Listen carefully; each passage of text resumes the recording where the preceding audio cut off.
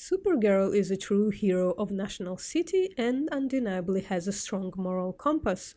Only her morals will be on trial today as we ask and analyze, can Supergirl be racist? Let's begin.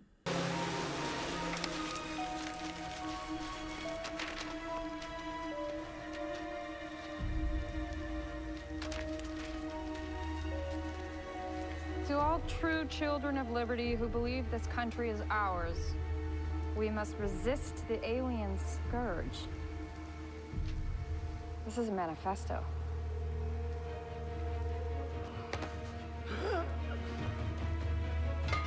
Who is this Agent Liberty?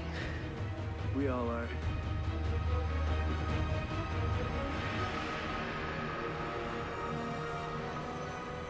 We join Supergirl on her journey to deal with the rise of the alien opposition group called Children of Liberty, who harbor anti-alien sentiment and patrol the streets to seek them out. The anti-alien sentiment grows, so do hostility and discrimination. Although there are parallels between racism and anti-alienism, there are differences as well. Where racism is a belief that some human groups possess certain inherent traits that create the superiority of one race over another, in case of aliens there are actual inherent traits. Some aliens are stronger, others can read minds, and most of them look different from humans. They are literally outsiders and are not part of the human race. But the similarities between racism and anti-alienism are chilling.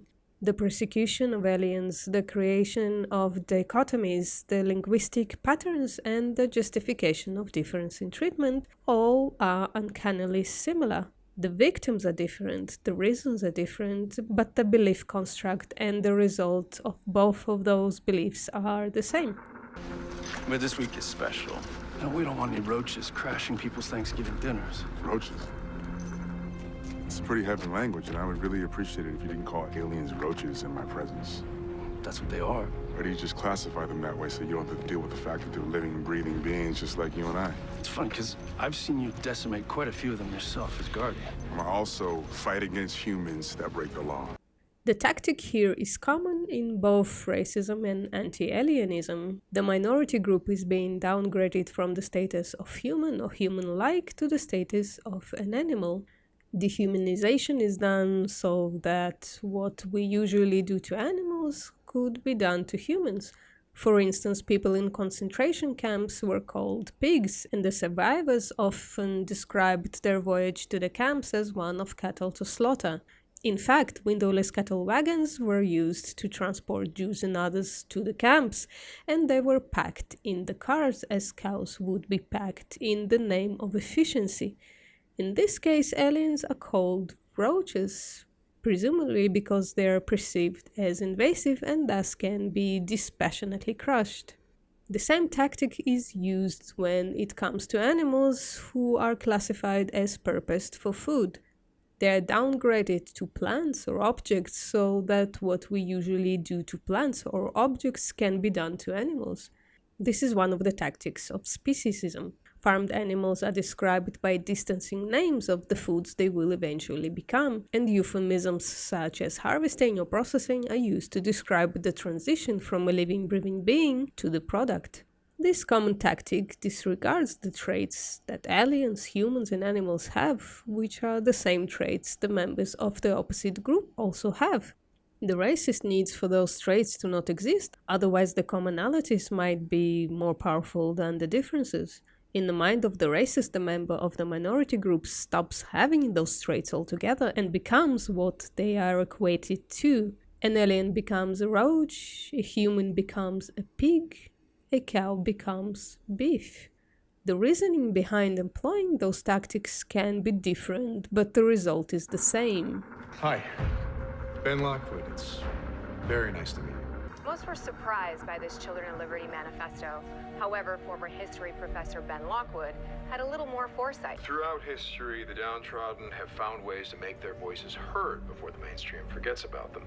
But the irony, in this case, is that the mainstream, humanity, are the downtrodden. Supergirl's favorite food is pizza, and she had no problem eating the turkey dinner.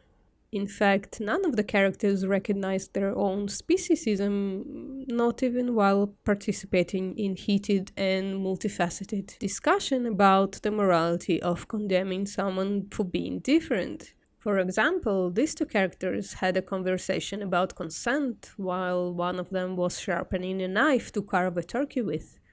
If Supergirl was real, and if confronted with the injustice done to animals for a slice of pizza, she might have taken the stance against it, but she's a character in a TV show that was narrated by a room full of writers. The racism metaphor is undeniable in this episode. That's because it was written in light of the Unite the Right rally in Charlottesville, and the writers tried to create art imitating life.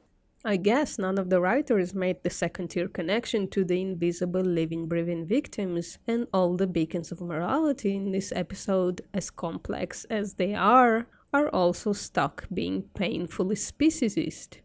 I think it's because this discriminated minority can't ever make their voices heard in the way other minorities can. I think it's very interesting that we are here having this debate the day before Thanksgiving Day. I mean, American history, it has this nasty habit with this holiday particularly to just wrap it all up in a neat little bow, when the truth is, in the years following the indigenous Wampanoag people inviting the Pilgrims to a wonderful Thanksgiving meal, the European invaders slaughtered their hosts. So we do not learn from American history. Is it possible that 100 years from now, the aliens will have their own wonderful, thankful holiday about how they slaughtered us? I don't think